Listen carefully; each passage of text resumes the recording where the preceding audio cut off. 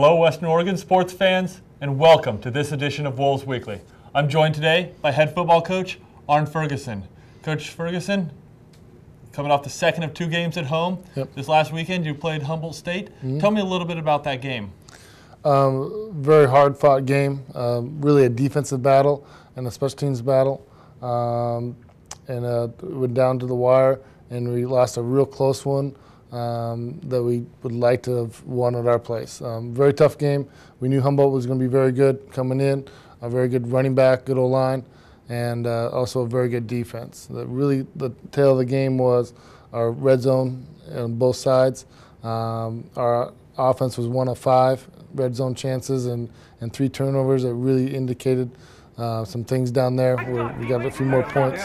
I think we would have won the football game, but we didn't. And then defense, they gave up 1 touchdown and had another blocked field goal, and they also had a blocked field goal for a touchdown. So that's really the story of the game, is inside the red zone on 2 very good football teams. And it looked like the strength of the Great Northwest Athletic Conference is coming up even more. You have Central Washington there, but it looks like Humboldt State has taken another step forward, kind of on the same plateau as Western Oregon has been recently. Talk to me a little bit about how just improvements of teams within the conference makes everybody stronger. Yeah, well, going into the game, we thought, we haven't seen Central yet, but we thought Humboldt was a very good football team. Last year they played Central at their place down to the wire. And we thought Central was extremely good last year. So we knew they had a capability of being a very good football team, and this did not surprise us, our players or our coaches whatsoever. We'd have just liked to have been more effective. We felt we had plenty of opportunities, and we didn't execute on those situations.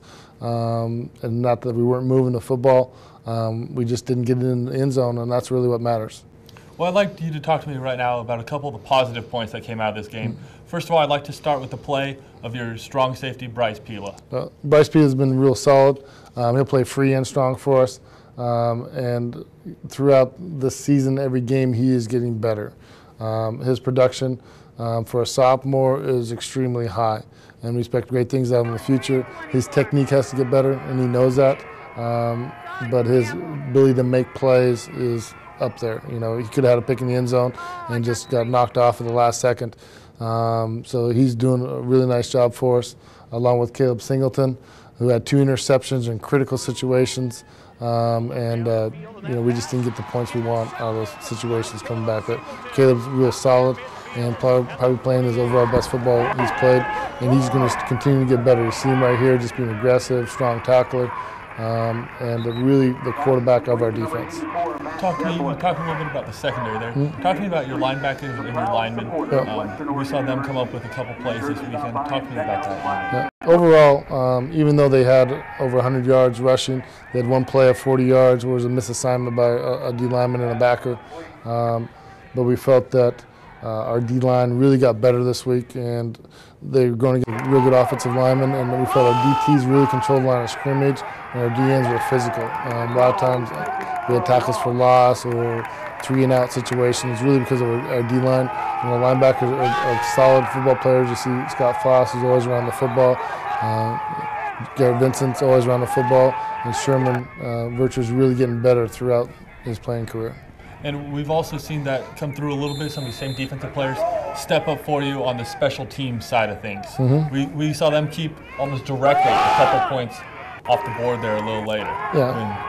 Well, Caleb Singleton and Gavin Drake right before half with 1 point something seconds left, blocking a field goal. Great effort by those guys, being physical, going through, and really a good kick, not a low kick. They just went up and got it. Tell me what that can mean, what kind of momentum that can give you going into the halftime or whenever you are able to block a field goal. That doesn't happen too often. It doesn't happen very often at all, and we've been very fortunate to see the effort they put in right here and their excitement, and they do expect people not to score on them. So the red zone defense is getting better, and it's really because of our D-line play. And then we just need to be more productive in all areas of our football team. Tell me specifically right now about your special teams units. What areas you're looking to improve on, and what ones have been solid for you so far in this? Obviously the first thing, we gave up 7 points on really a 10-point turnaround. a field goal that Kelly Morgan has been very accurate with. Went through A-gap. Our center did not get his head up, and our guard did not step down, which that's what they're supposed to do.